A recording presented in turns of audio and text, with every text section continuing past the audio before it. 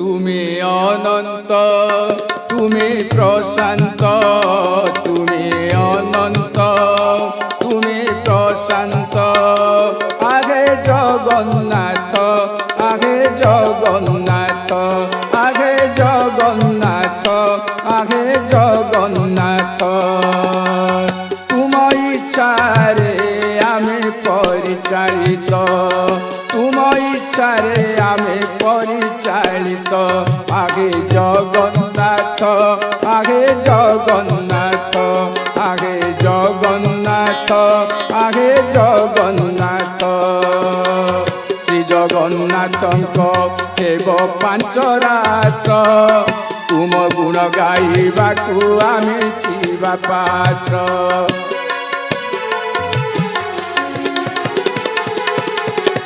ଶ୍ରୀ ଜଗନ୍ନାଥଙ୍କ ହେବ ପାଞ୍ଚ ରାତ, ତୁମ ଗୁଣ ଗାଇବାକୁ ଆମେ ଥିବା ପାତ୍ର। ତୁମେ ଅନନ୍ତ, ତୁମେ ପ୍ରଶାନ୍ତ, ତୁମେ ଅନନ୍ତ, ତୁମେ ପ୍ରଶାନ୍ତ। ହାୟ ଜଗନ୍ନାଥ, ଆଗେ ଜଗନ୍ନାଥ। ଜୟ ଜଗନ୍ନାଥ। ଆମର ସମସ୍ତଙ୍କର ଅନୁଭୂତି ଅଛି, ମହାବାହୁଙ୍କର ଡକରା ନ ପାଇଲେ, ଡୋରି ନ ଲାଗିଲେ କେହି ତାଙ୍କ ଦର୍ଶନ ପାଇପାରିବେ ନାହିଁ।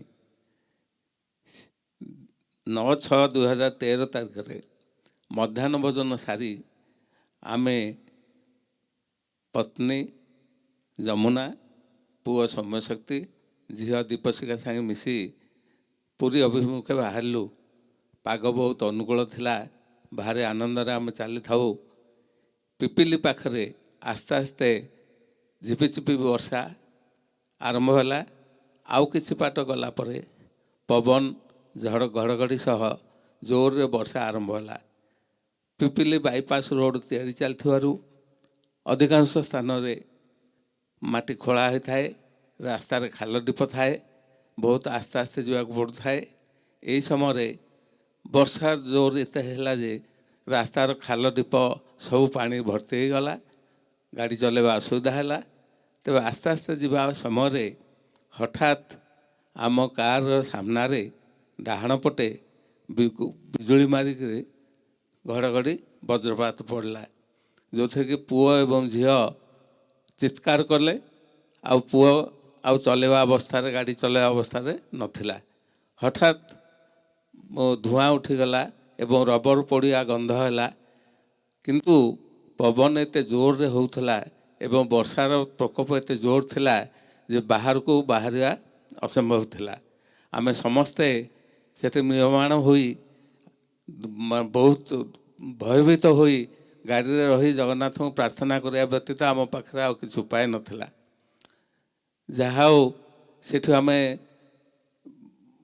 ନିଶ୍ଚିତ ମୃତ୍ୟୁ ମୁଖରୁ ରକ୍ଷା ପାଇଗଲୁ। ଆମର ସାମ୍ନାରେ ବଜ୍ରପାତ ହେଲା, ପ୍ରତ୍ୟକ୍ଷଦର୍ଶୀ ଆମେ, କିନ୍ତୁ ମହାବାହୁ ଆମକୁ ସେଠି ବଞ୍ଚେଇ ଦେଲେ। କପଟ କରିକି ଆମକୁ ଡୋରି ଲଗେଇକିରି ପୁରୀ ଯିବା ଉଦ୍ଦେଶ୍ୟରେ ଡକେଇଲେ, କିନ୍ତୁ ଅଧା ବାଟରେ ଆମକୁ ଆମ ଜୀବନ ରକ୍ଷା କରିକି ଘରକୁ ଫେରାଇ ଆଣିଲେ। ତାପରେ ତା ପରଦିନ 10/6/2013ର ସମ୍ବାଦପତ୍ର ବାହାରିଲା ଯେ ପିପିଲି ଗ୍ରାମର ପାଖରେ କୁଳଶିଖର ଗ୍ରାମର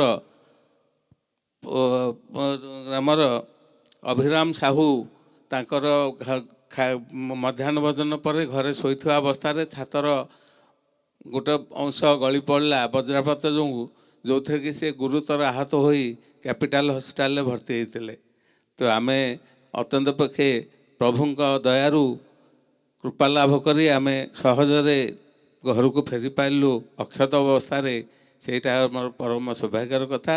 ମହାବାହୁ ଆମକୁ ମହାବିପତ୍ତିରୁ ରକ୍ଷା କରିଥିଲେ।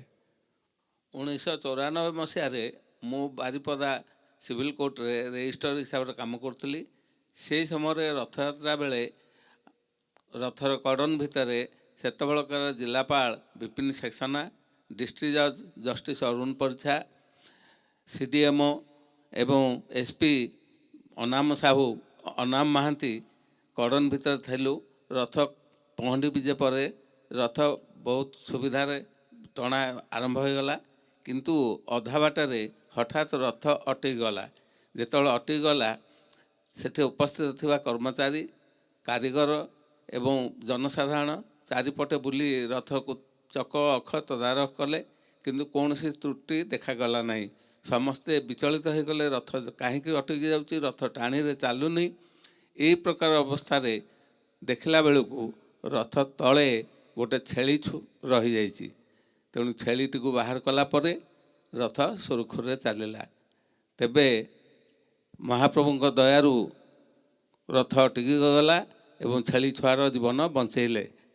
ଯେ ଆମେ କିମ୍ବଦନ୍ତୀରୁ ଶୁଣିଛେ ଗଜରାଜ ଏବଂ ହରିଣକୁ ମହାବାହୁ କିପରି ରକ୍ଷା କରିଥିଲେ। ତେବେ ଆମ ଆଖି ଆଗରେ ଛେଳି ଛୁଆଟିକୁ ଶ୍ରୀ ଜଗନ୍ନାଥ ମହାପ୍ରଭୁ ତାଙ୍କ ରଥ ତଳୁ ବାହାର କଲା ପରେ ହିଁ ରଥକୁ ଯିବା ପାଇଁ ଅନୁମତି ଦେଲେ। ଏ ଆମର ଆମ ସମସ୍ତଙ୍କର ଏକ ପ୍ରତ୍ୟକ୍ଷ ଅନୁଭୂତି। ସେଟା ଉପସ୍ଥିତ ଲୋକମାନେ ଅତି ଆନନ୍ଦରେ ଜୟ ଜଗନ୍ନାଥ କରିକି ଜପ କଲେ। ଅତି ସୁନ୍ଦର ଅନୁଭୂତି ଥିଲା ଏଟା।